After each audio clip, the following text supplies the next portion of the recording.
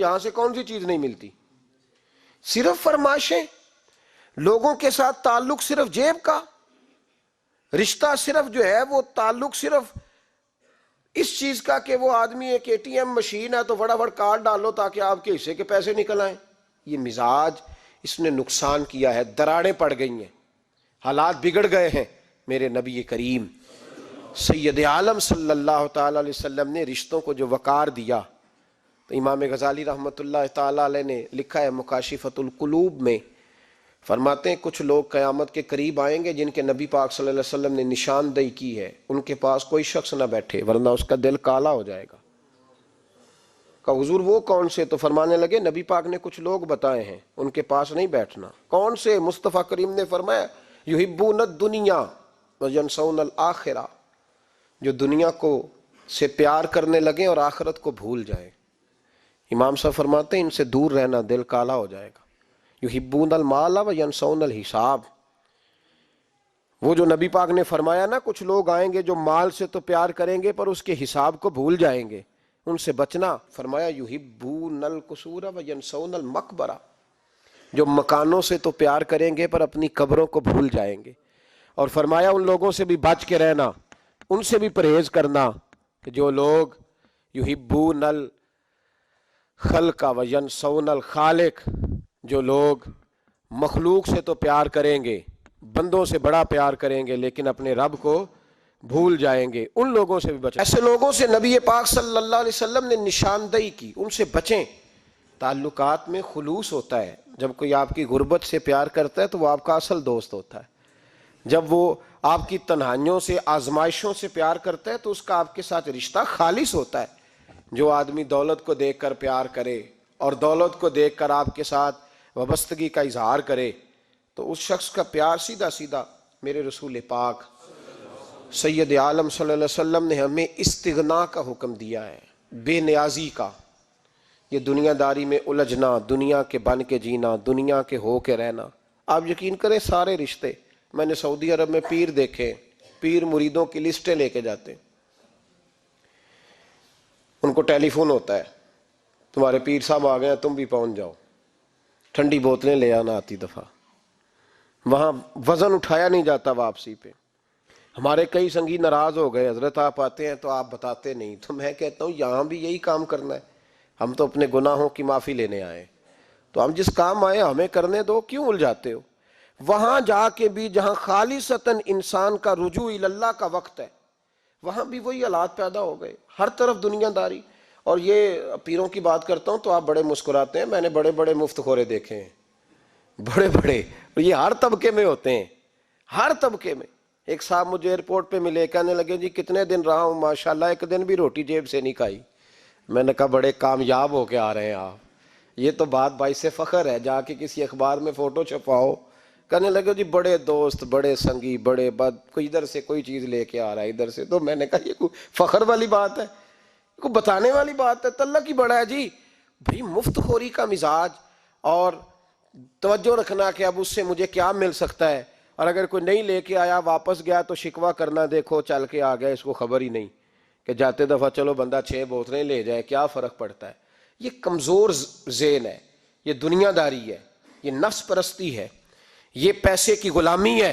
میرے نبی پاک صلی اللہ علیہ وسلم نے فرمایا جو رب کے بندے ہوں گے ان کے قیامت کے دن چہرے چمک رہے ہوں گے۔ تو یا رسول اللہ صلی اللہ علیہ وسلم اس کے علاوہ بھی کچھ بندے ہیں؟ فرمایا لعن عبد الدنیا وعبد الدرہم، فرمایا کچھ دنیا کے بندے ہیں، کچھ درہم کے بندے ہیں، ترجمہ یوں کر لو کچھ ڈالروں کے بندے ہیں۔ یہ حدیث مشکات میں موجود ہے، ڈالر کے، ریال کے، لاکھ کے، کروڑ کے بندے۔ حضور وہ کون ہے؟ فرمایا لعن عبد الدنیا وعبد الدرہم، جو دنیا کا اور دولت کا بندہ بنے وہ لعنتی ہے، ملعون ہے۔ یہ خدا کا بندہ رہا ہی نہیں، یہ پیسوں کا بندہ بن گیا ہے، دولت کا بندہ بن گیا ہے، اس کا معیار بدل گیا ہے۔ حضرت سالم بن عبداللہ بن عمر، حضرت عمر فاروق کے پوتے تھے، کعبے کا طواف کر رہے تھے، طواف مکمل ہوا، 8واں استلام کر کے مقام ابراہیم کے پاس نماز پڑھنے لگے تو خلیفہ وقت کا آ گیا، گورنر، السلام علیکم کے بعد اس نے فوراً بات چھیڑی، کہنے لگا حضور کوئی حکم ہو تو بتائیے گا۔ تو آپ کہنے لگے تو بڑا ہی بیوقوف ہے یار، تجھے کس نے گورنر بنایا؟ بڑا تو بیوقوف ہے، تجھے تو سلیقہ ہی نہیں بات کرنے کا۔ حضور کیا ہوا؟ فرمانے لگے خدا کے گھر میں آ کے اور کعبے کے سامنے کھڑے ہو کے میں بندوں سے سوال کروں، یہاں آ کے بھی بندوں سے مانگوں؟ تو بڑا ہی بیوقوف ہے، سامنے اس کا گھر ہے، سامنے اس کا گھر ہے بیت اللہ اور حجر اسود اور مقام ابراہیم اور مقام ملتزم، اور یہاں بھی میں بندوں سے مانگوں؟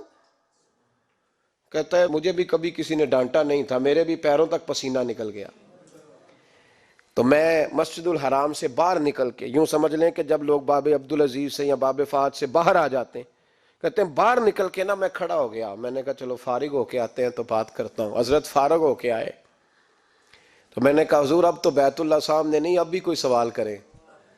تو فرمانے لگے اچھا ضروری ہے؟ کہا حضور ضروری ہے۔ تو فرمانے لگے چل پہلے بتا تجھ سے دین مانگوں کہ دنیا مانگوں، بول۔ تو کہنے لگا حضور میرے پاس تو دنیا ہی ہے، دین تو آپ کے پاس ہے۔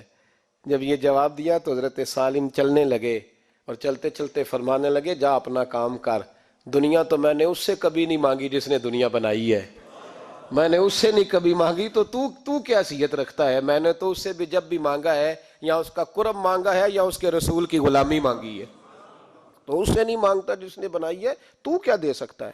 تیری کیا حیثیت ہے؟ تو بھائی ان لوگوں نے قریب پھٹکنے نہیں دیا، ان کے قریب یہ چیز آئی نہیں، بے نیاز لوگ تھے، توجہ ہی نہیں تھی۔ حضرت محبوب سبحانی غوث اعظم شیخ عبد القادر جیلانی رضی اللہ تعالیٰ عنہ، آپ ایک کاروبار بھی کرتے تھے، تو آپ کا کچھ مال آ رہا تھا جہاز کے ذریعے، ایک بندے نے خبر دی کان میں حضور جہاز ڈوب گیا، فرمانے لگے الحمدللہ الحمدللہ۔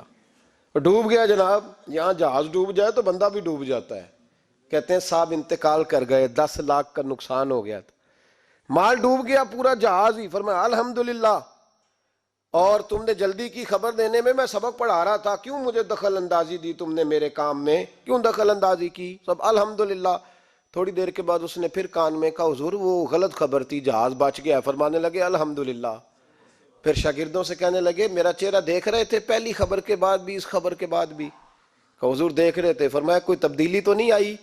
کہا حضور نہیں۔ فرمانے لگے شکر الحمدللہ، رب نے میرا دل دولت سے نہیں جوڑا، اپنی ذات کے ساتھ جوڑ کے رکھا ہوا ہے، تبدیلی تو نہیں آئی۔ یہاں تو ٹینشن ہی ٹینشن ہے، ڈپریشن ہی ڈپریشن، اور بات کس کی ٹینشن ہے؟ پیسے کوئی نہیں، دولت کوئی نہیں، کوئی چکر چل جائے نا کبھی، اس سے بھی کبھی پوچھ جس کے پاس ہے، وہ تجھ سے زیادہ غریب ہے، اس سے کبھی پوچھ، وہ تجھ سے زیادہ آزمائش میں ہے۔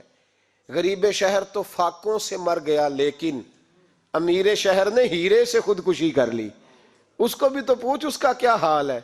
دانش مندان دا کم نہیں، دل دنیا نہ لانا، اس ووٹی کئی خامد کیتے تے جو کیتا سو کھانا۔ یہ تو کام ہے اس کا، بڑے آئے بڑے چلے گئے، بڑے آئے بڑے نکل گئے، توجہ ہی نہیں، مزاج ہی نہیں۔ حضرت مولا علی شیر خدا، علی المرتضی، امام الاولیاء، صاحب صدق و صفا، داماد مصطفیٰ صلی اللہ علیہ وسلم، اسد اللہ، حضرت علی شیر خدا رضی اللہ تعالیٰ عنہ کوفے کے چوک میں کھڑے تھے، تو کہہ رہے تھے یار میری نا طامت پرانی ہو گئی ہے، یہ میں نے زرہ بیچنی ہے، کوئی بندہ مجھ سے خرید لو تاکہ میں نئی طامت لے لوں۔ تو ایک بندہ کان میں کہنے لگا حضور طامت کے پیسے بھی نہیں؟ فرمانے لگے پیسوں کو چھوڑ، علی کا سینہ دیکھ، اللہ نے ایمان کی دولت سے بھرا ہوا ہے۔ پیسے اہمیت نہیں رکھتے، ان کی وہ اہمیت نہیں جو دنیا نے بنا لی ہے۔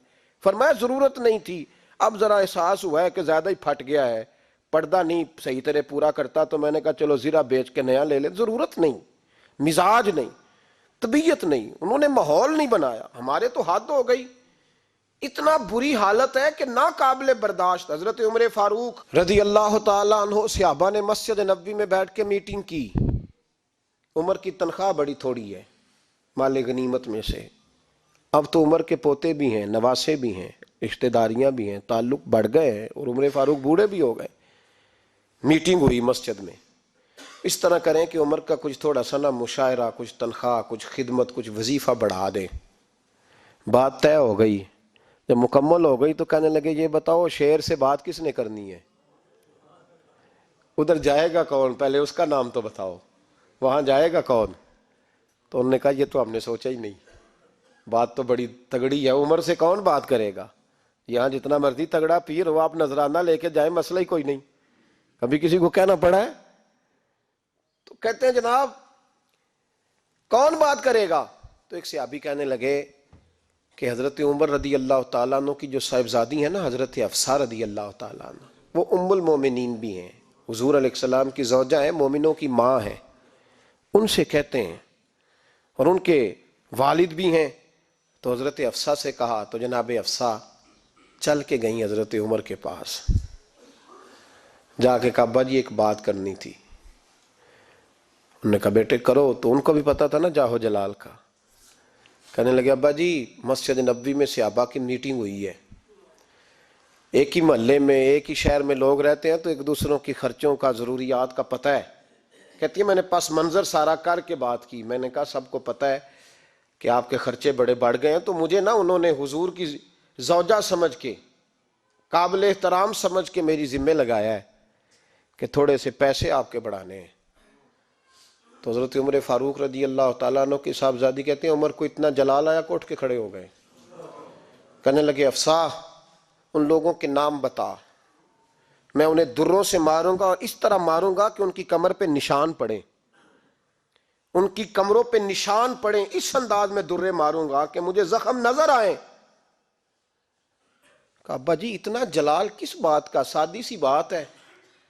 تو سیدنا عمر فاروق رو پڑے، کہنے لگے سادی سی بات ہے، میرے لیے مسجد نبوی میں بیٹھ کے میٹنگ ہوتی رہی کہ عمر کو دولت دینی ہے. لوگوں نے یہ مجھے سمجھ لیا ہے، مسجد نبوی میں بیٹھ کر میرے لیے یہ میٹنگ ہوتی رہی کہ عمر کو پیسے دینے ہیں، اس کو دولت کے ساتھ ہم نے نواز رہے. مسجد نبوی میں میرے لیے کس کو یہ جرت ہوئی؟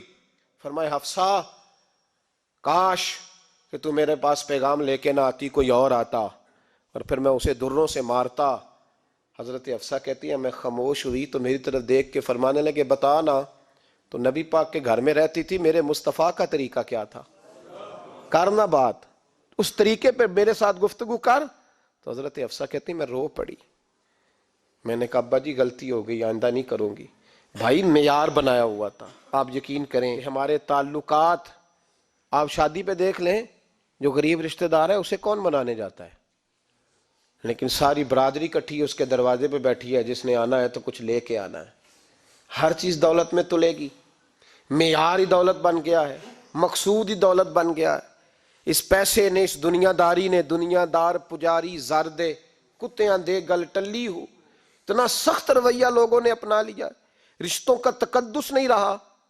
ایک مجلس میں نے ایسا رنگ بھی دیکھا، ایک ایسا شخص جسے میں ذاتی طور پہ جانتا ہوں کہ عالم بھی ہے، پرہیزگار بھی ہے، نیک بھی ہے، وہ بھی بیٹھا تھا اور اس کے ساتھ ایک سیٹھ بھی بیٹھا تھا. لیکن جو لوگوں کا عقیدت کا رشتہ اس درویش کے ساتھ ہونا چاہیے تھا وہ سیٹھ کے ساتھ تھا. تو میں غور کر رہا تھا کہ یار قوم کا ذہن کس طرح کا ہو گیا، صرف اس کے ہاتھ میں پیسے، صرف دولت مند ہے. اس آدمی کی درویشی بھی گئی، علم بھی گیا، تقوی بھی گیا، صرف پیسے ہیں نہیں ہے اس کے پاس تو وہ کونے میں لگا ہوا ہے اور اس سے لوگ بچ بچ کے سلام. اور میں کہا کرتا ہوں عقیدت کا پتہ چلتا ہی تب ہے جب اجتماع ہوتا ہے. اکیلے درویش بیٹھے ہیں تو سب جھک کے سلام لیتے ہیں، اور جب وہ 2 MNA کے بیچ، 3 MPA کے بیچ، 5-7 سیٹھوں کے بیچ بیٹھے گا پھر تیری عقیدت کا پتہ چلے گا، پھر پتہ چلے گا تیرا اللہ کے بندے سے رشتہ کس طرح کا ہے اور دولت کے بندے کے ساتھ رشتہ کس طرح کا. ہمارے رویوں کے اندر یہ فرق ہے کہ ہم اس وقت آدمی کو تولتے ہیں کہ اس کے پاس دولت کس طرح کی ہے. وقت کے امیر تھے حضرت عمر بن عبدالعزیز، توجہ ہے میری بات پر. حضرت عمر بن عبدالعزیز بادشاہ تھے. اب ہم لوگوں نے بھی بچوں کا بہانہ لگایا ہوا ہے نا، بس جی وہ میں چاہتا ہوں بچوں کا کچھ بن جائے، تو بچے بالغ ہو گئے تو کرانا رجسٹریاں ان کے نام، فارغ ہو جاؤ آ جاؤ مسجد میں چھوڑو. لیکن پھر بھی کنجیاں دینے کو دل نہیں کرتا، پھر بھی بابا جی کی پیالیوں سے مرنے کے بعد پیسے نکلتے ہیں، پھر بھی ان کے تکیے کے بیچ سے بھی کچھ وہ نوٹ نکل آتے ہیں جو اب چلتے بھی نہیں.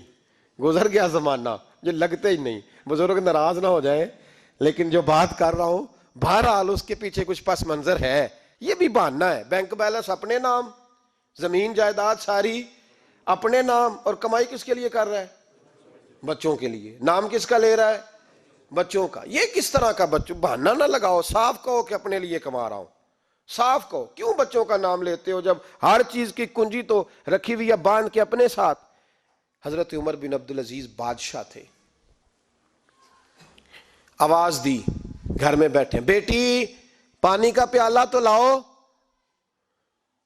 بیٹی خاموش ہو گئی، ساتھ والا کمرہ بیٹی کا، پھر آواز دی، بیٹے سن رہی ہو کہ ابا جی سن رہی ہوں، پانی کا پیالہ دینا۔ بیٹی خاموش ہو گئی، تیسری آواز دی تو زوجہ پانی لے کے آ گئی، نے کہا حضور پانی۔ حضرت عمر بن عبدالعزیز کو غصہ آیا، کہنے لگے بچے کس لیے ہیں، وہ خود کیوں نہیں آئی؟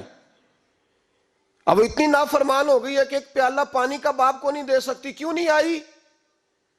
تو زوجہ کہنے لگی چلیں درگزر کریں۔ اس نے کہا ابا کو نہیں بتانا، پی لے۔ کیوں نہیں بتانا؟ بتاؤ کیوں نہیں آئی؟ میں نے اس کو پکارا تھا، تمہیں پکارتا تو تم آتی، تمہیں بتانا پڑے گا۔ جب بات ذرا آگے بڑھی تو ماں تھی نا، بات بیٹی کی تھی، تو اماں رو پڑی، آنکھوں میں آنسو آئے۔ کہا کیوں روئی ہو؟ کہنے لگی بیٹی کا پجامہ پھٹ گیا، دوسرا ہے نہیں، اور آپ لے کے بھی نہیں دیتے، کمرے میں بیٹھ کے تو پجامہ سی رہی ہے، تو کہہ رہی تھی ابا کو بتانا نا، انہیں تکلیف ہوگی، تو وہ اس کے پاس دوسرا ہوتا تو آ جاتی، ایک ہی تھا، تو اس لیے نہیں آئی۔ حضرت عمر بن عبدالعزیز اٹھے، سر سجدے میں رکھا، کہنے لگے یا اللہ تیرا شکر ہے، تو نے میرے بچوں کو بقدر ضرورت روزی عطا فرمائی ہے، یا اللہ تیرا شکر ہے۔ ایک روایت میں نے پڑھی، کلیجہ منہ کو آیا، مصطفیٰ کریم بیٹھے تھے، تو سیدہ عائشہ صدیقہ رضی اللہ تعالیٰ نے عرض کی یا رسول اللہ صلی اللہ علیہ وسلم، وہ دیکھیں سیدہ فاطمہ آ گئی ہیں، وہ دیکھیں بی بی صاحبہ بغیر بتائے آ گئیں۔ حضرت فاطمہ الزہرا آئی تو حضور نے فرمایا فاطمہ بغیر اطلاع کے؟ حضور چھوٹا سا کام تھا۔ کیسے آئی ہو؟ تو بی بی صاحبہ نے نا، عورتوں کا پلو ہوتا ہے نا چادر کا، پلو کھولا تو ایک روٹی بندھی ہوئی تھی، ایک روٹی چادر میں، یہاں لوگ زیور باندھتے ہیں، دولت باندھتے ہیں، ایک روٹی حضرت فاطمہ نے پلو میں باندھی، کھول کے پیش کی۔ کہ بیٹے یہ کیا ہے؟ کہ ابا جی کئی دنوں سے گھر میں روٹی نہیں پکی تھی، آج علی کچھ جون لائے تھے، پیسے ہیں، چند روٹیاں بنی ہیں، تو بچوں نے تو کھا لی ہے، تو میرے سامنے بھی ایک روٹی آئی تھی، میں نے لقمہ توڑا ہے تو مجھے خیال آیا پتہ نہیں مصطفیٰ نے کھایا ہے کہ نہیں کھایا، پتہ نہیں حضور نے روٹی کھائی ہے کہ نہیں، میں لے کے حاضر ہو گئی ہوں، مہربانی فرمائیں۔ تو فرمایا بیٹے بیٹھ جا۔ حضرت فاطمہ بھی بیٹھ گئیں، سیدہ عائشہ کہتی ہیں حضور بھی بیٹھ گئے۔ فرمایا فاطمہ کتنے دنوں سے نہیں کھایا؟ عرض کی حضور 3 دن سے۔ فرمایا بیٹے میں نے 5 دن سے نہیں کھایا، آ جا۔ دونوں باپ بیٹی مل کے کھاتے ہیں، روٹی 2 حصوں میں حضور نے بانٹی، فرمایا چلا آدھی تو کھا، آدھی میں کھاتا ہوں۔ حضرت فاطمہ نے لقمہ توڑ کے منہ میں رکھا تو رو پڑی، حضور 5 دن سے نہیں کھائی۔ فرمایا بیٹے چپ کر، ہمارا دنیا سے کیا تعلق، ایک پل رہ گیا ہے، بس اللہ پھر جنت کی ساری نعمتیں عطا فرما، رونے والی بات ہی نہیں ہے اس میں، بس ہمارا کیا تعلق، ایک پل ہے، پھر مالک بڑا کچھ عطا کرے گا۔ او بھائی، جو کائنات کے مالک و مختار تھے، جو ابرو کا اشارہ کریں تو حضرت جبریل جنت کی نعمتیں لے کے آ جائیں، انہوں نے تو دنیا کی جانب توجہ ہی نہیں کی، ان کا تو خیال ہی نہیں آیا، دنیا ہی دنیا، دولت ہی دولت، ہر آدمی دولت کے ترازو میں تلنے لگا ہے۔ اب تو کلیجہ پھٹتا ہے، اب تو لوگ پوچھتے ہیں، اور میں کبھی کبھی بڑا مجبور ہوتا ہوں، آزمائش میں آ جاتا ہوں، لوگ کہتے ہیں جناب آپ سے کچھ قرآن کی آیات سننی ہے، آپ کتنے پیسے لیں گے؟ کچھ حدیثیں سننی ہیں، کیا اس کا معاوضہ ہوگا؟ آپ سے اس نبی کا نام سننا ہے جس کا آپ کھاتے ہیں، جس کے نام پر آپ نے عزتیں لی ہیں، ان کا نام سننا ہے، آپ کا ریٹ کتنا ہے، آپ کتنے میں بیچیں گے؟ وہ نعت جو غذا ہے وہ کتنے میں بکے گی؟ جب دنیا داری کا یہ حشر ہو جائے کہ وہ رسول اگر ان کا نام نہ رہے تو ہماری سانسیں ہی نہ چلیں، ان کا نام بھی جب اس طرح کمرشل کر کے لیا جائے اور اس طرح وہ چیزیں بھی ریٹ میں آ جائیں، تو بھائی اس سے بڑی اور دنیا داری کیا ہوگی؟ میرے رسول کریم سید عالم نور مجسم صلی اللہ علیہ وسلم نے اس دنیا کو محبوب نہیں رکھا، قاری نہیں بنایا، ماحول ہی نہیں بنایا۔ حضرت عیسیٰ علیہ السلام کی 450 سال عمر، کتنی؟ 4.5 نہیں، میں نے کہا 450 سال حضرت عیسیٰ نے شادی نہیں کی، گاڑی نہیں بنایا، ایک پیالہ ہوتا تھا پانی پینے کا، ایک تکیہ ہوتا تھا۔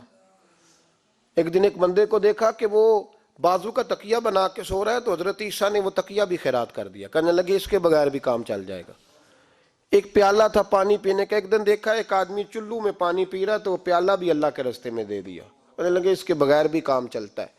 کسی نے کہا نکاح کیوں نہیں کرتے، گھر کیوں نہیں بساتے؟ تو فرمانے لگے 450 سال تو عمر ہے، اللہ کو راضی کروں کہ گھر بساؤں، سجدے کروں یا میں دنیا داری کروں؟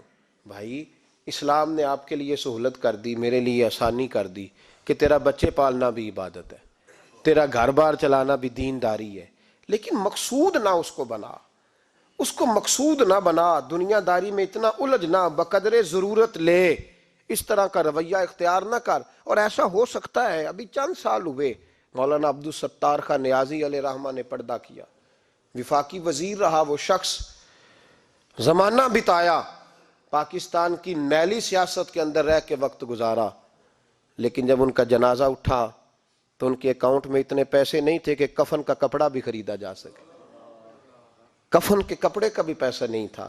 او بھائی یہ لوگ ہیں یار، وفاقی درجے کا شخص ہو کے گزرے اور وزارتیں اس کے آگے پیچھے بھاگیں، اور ہر الیکشن میں وہ بندہ MNA کی سیٹ جیت جائے، اور پھر رخصتی کا وقت آئے تو اس کا حال یہ ہو کہ کوئی شخص کہے کہ چلو 250 اکاؤنٹ سے نکلا ہے تو باقی مجھ سے لے لو تاکہ کفن کا بندوبست ہو سکے۔ اس کا مطلب ہے کہ آج بھی یہ رنگ ہوتا ہے، اور وہ پگڑی تگڑی باندھتے تھے، سوٹ اعلیٰ پہنتے تھے، تو لوگ کہتے تھے یہ کیوں کرتے ہو؟ فرماتے میں مصطفیٰ کا فقیر ہوں، لوگ تو نہ مجھے فقیر سمجھے، ایسا تو نہ ہو دنیا دینے لگ جائے کہ حضرت کے پاس پہننے کو کپڑا نہیں تو چلو کچھ دو، میں اپنے پردے اپنے اللہ کے ساتھ رکھنا چاہتا ہوں۔ بھائیو ان لوگوں نے وقار کے ساتھ وقت گزارا۔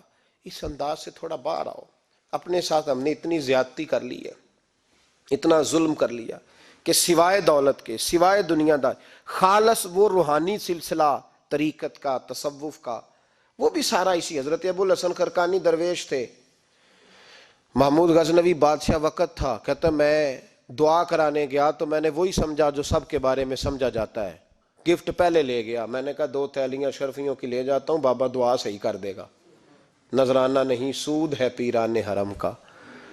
تو کہتے ہیں 2 اشرفیوں کی تھیلیاں پہلے لے گیا کہ رکھوں گا تو بابا میرے حق میں نرم ہو جائے گا۔ میں نے وہ اب ذہن یہ بنا کے گیا تھا، حضرت اب کیا کر رہے ہیں؟ جمعے کا دن تھا تو کچھ سالکین طریقت مریدین جھاڑو لگا رہے تھے، تو سر میں کھجلی ہوئی تو پگڑی اتار کے ایک مرید سے کہنے لگے دیکھ کہیں جمعے تو نہیں پڑ گئی؟